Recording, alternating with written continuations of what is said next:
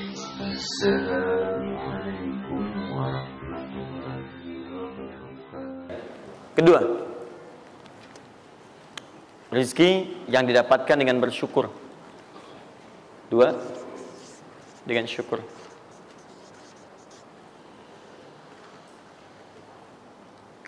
Dalilnya Quran surah ke-14 ayat 7. Quran surah 14 ayat 7.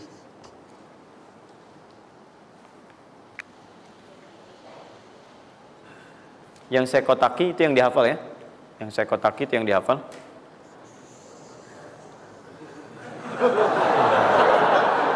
Iya. Enggak, ini inti ayatnya. Saya serius, ini inti. Ini harus ada. Ini, karena ini saya sering katakan ketika Anda menghafalkan, itu spirit ayatnya ada dalam jiwa kita. Kalau bisa udah otomatis gitu. Udah otomatis. Jadi begitu antum mengerjakan itu, antum ingat. Dan ketika antum berniaga pun, antum ingat. Jadi kalau antum sedang misalnya usaha apa, ada sholat tuh, antum refleks sholat. Karena tahu dengan sholat itu rezeki bertambah, bukan berkurang. Jelas ya? Nah, teruskan. Ini Quran surah 14 ayat 7. Saya naikkan ke atas ya. Turunannya. Quran surah ke-9 ayat 103. Saya urutkan berdasarkan amalan. Dan Quran surah 9 ayat ke-60.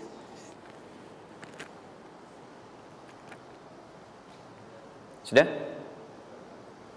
Ingat, bahkan Allah langsung menamai ibadah ini dengan ibadah yang sifatnya bisa menambah rezeki. Cuman kadang orang nggak sadar, taunya diambil. Tapi kalau pengertian secara bahasanya sebetulnya bukan berkurang, nambah malah. Nambah. Cuman orang tuh nggak sadar ketika dia mau ditambah rezekinya, dia malah nggak mau. Karena merasanya diambil, dikurangi. Nanti kita akan lihat. Jangan lu dibuka ayatnya, Pak, ya. Itu saya. Nah, tawaran saya yang kedua nih. Ya, ini kan tadi tawaran pertama. Mau nggak saya kasih bonus lagi?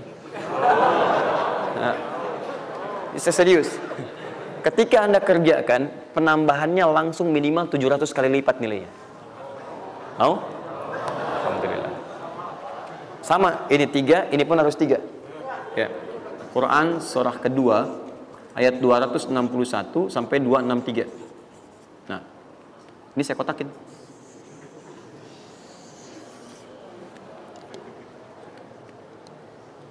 Sebentar.